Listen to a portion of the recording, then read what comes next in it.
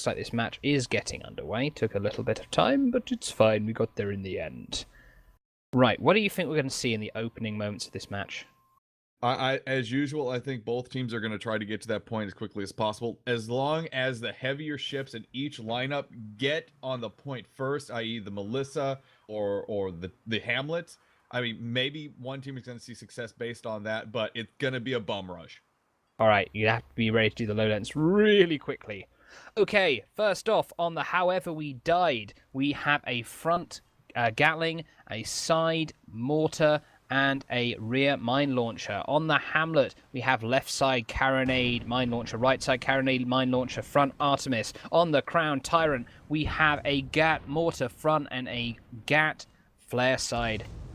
On the Penny Farthing, we have a front Hades Banshee, side flare and carronade support. On the, what the heck is that? That's the Melissa. On the right-hand side, double Hwacha. Left-hand side is Hwacha carronade with a Hades on the side and Hades on the back. And the last ship, the Glory Hogger. On the bottom deck, we have double Gat. Main deck is double Artemis, and the top deck is a mortar. Oh my god, and the Penny Farthing has just barely managed to block the point. However We Died, with its superior speed, just got in there right away and almost capped it by itself. If the Penny Farthing goes down here, the red team may be able to capture this point, and they do! Brilliant strategy by the veteran Rear Admiral Zill. It was a question of exact ships they took. They took faster ships in the situation. The Mobula and the Galleon were not able to get to the point fast enough, but shots coming in, not just from the Melissa, but from the Glory Hogger, doing his best to brawl with those double Gatling, but they're taking damage. Glory Hogger just bouncing off a perfectly placed mine there. I think the idea of the Hamlet's got the top deck carronades, which blends you down and force you into the mines that they're placing below. It's a great strategy. Just a few quick mines right below a ship, pop the balloon, drop it, done. It's a very simple combination, but it can be hard to execute. Yeah, absolutely. It's no easier said than done, as they say. And now, However We Died, continuously gatlinging the rear of the Melissa, taking a little bounce there, but I don't think it'll be too big of a deal when the Melissa's being 3-on-1. About to bounce into some debris here. They're tanking as much as they can, but I think this is all she wrote for the Melissa.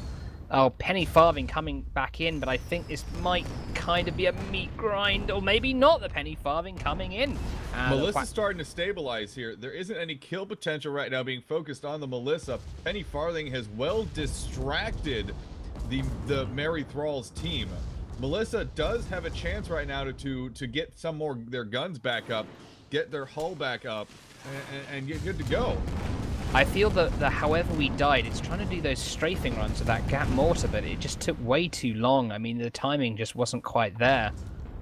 We saw some very serious focused firepower there just now from both the Melissa and the Glory Hogger. Great job in pinching that ship. I believe that was the However We Died. Weakness of the squid, they're coming out when it's not mobile.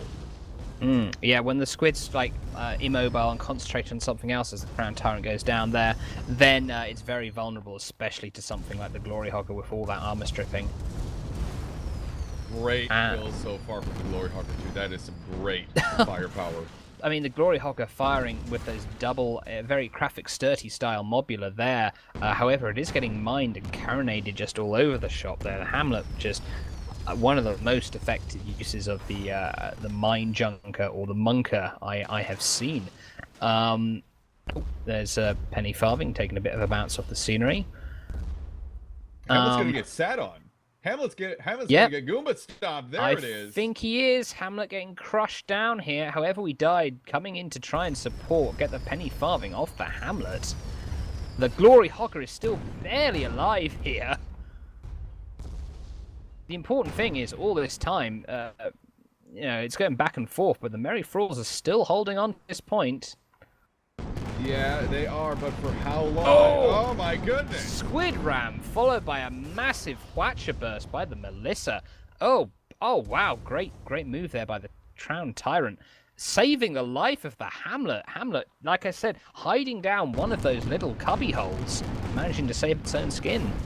Powerful, organized double takedown there from the Merry Thralls side of things. You have to have some epic levels of organization and communication to pull that off. Well, you have to remember as well that the Merry Thralls have actually won the only ever 3v3 deathmatch tournament between themselves.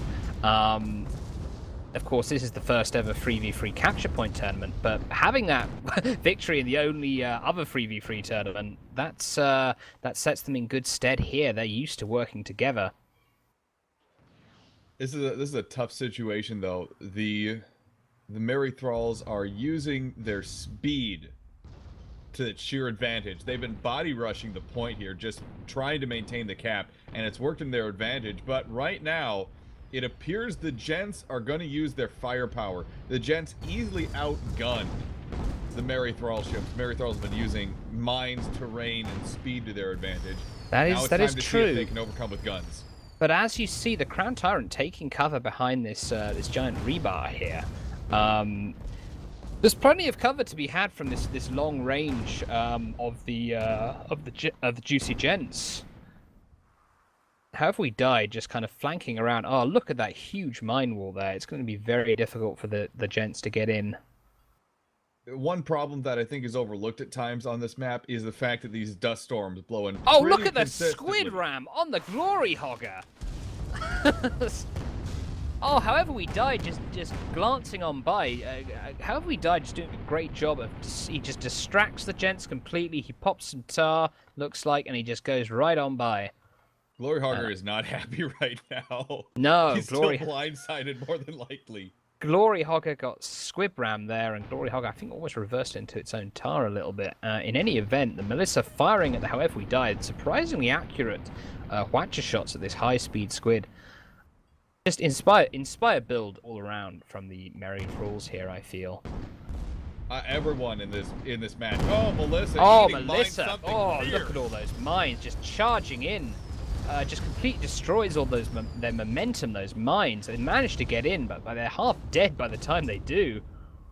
They were unable to assist the Penny Farthing in that scenario with all those mines they ate. Penny Farthing was just about dead by the time they hit them, and oh my god, Melissa's gonna get eaten by the Sarlacc pit. There it goes. Yes, indeed. Just the Merry Thrall. Oh, the Crown Tyrant though getting rear-ended by the Glory Hogger. Glory Hogger getting struck by a mine. Glory Hogger now getting focus fired here as the balloon is down, the hull armor's down. Glory Hogger's crashing, and boom. The Merry Thralls. We need to talk more about this great mine placement we're seeing from the Merry Thralls. They are on point with it. Absolutely. I mean, there's just a great mix here of the great Merry Thralls build between DPS in the Crown Tyrant, just speed, maneuverability, harass in the However We Died, and the area control of Hamlet with those mines. And to top it all off, we have, Rear Admiral Zill and Scrimscraw both organizing this team, keeping everyone focused. It's not easy to do.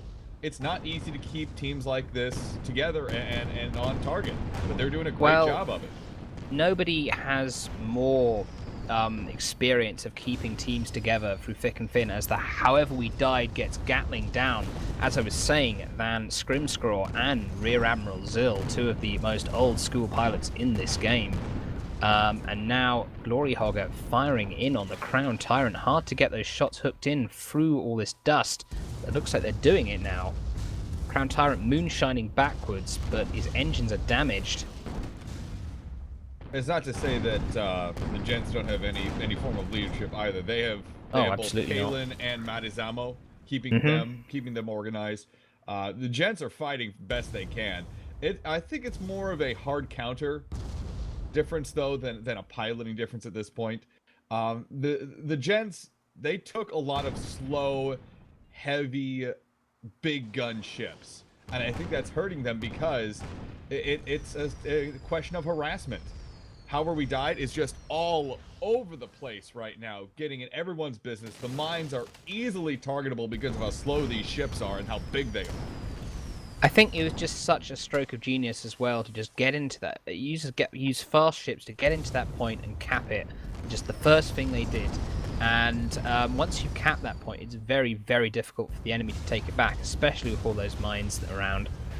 Oh, however, we died being rear-ended by the Glory Hog. However, we died trying to scoot forward while firing on the Melissa. Hamlet carronading the Melissa down. Mines being placed everywhere. However, we died going dangerously close to an allied mine. However, we died just skirting around the Glory Hogger. Glory Hogger not being able to get the finish. Oh, but now the focus fire going down on the Hamlet. Oh, Glory Hogger takes a mine just as he takes the Hamlet down. And now, however we died, it's the only ship left for the red team on the point. However we died is dangerously close to being in a 3-on-1 situation here. We have the Crown Tyrant coming back in as fast as possible, but that Junker was the linchpin of their defense. However, we died doing a valiant job of taking out a Gents ship there. He took down the Glory Hogger, but the Melissa is still alive, and so is the Penny Farthing. The Crown Tyrant coming in on the Penny Farthing.